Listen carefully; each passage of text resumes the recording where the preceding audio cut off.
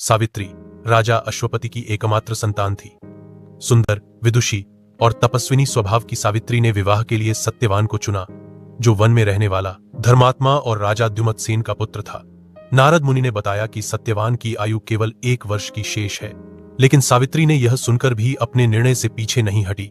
विवाह के बाद वह सत्यवान के साथ वन में रहने लगी। जब नियत दिन आया, पूर्णिमा थी और सावित्री ने उपवास रखा। सत्यवान लकड़ी काटते समय मूर्छित हो गया और उसकी आत्मा यमराज लेने आए। सावित्री उनके पीछे पीछे चलने लगी। यमराज ने उसे बार बार लौटने को कहा, लेकिन उसकी नीति, भक्ति और वचनबद्धता से प्रभावित होकर यमराज ने उसे 3 वर मांगने का अवसर दिया। पहला वर उसके ससुर द्युमत्सेन की दृष्टि और राज्य वापसी। दूसरा वर अपने पिता को 100 पुत्र। तीसरा वर स्वयं को 100 पुत्र होना। तीसरा वर सुनते ही यमराज को विवश होकर सत्यवान को जीवन दान देना पड़ा।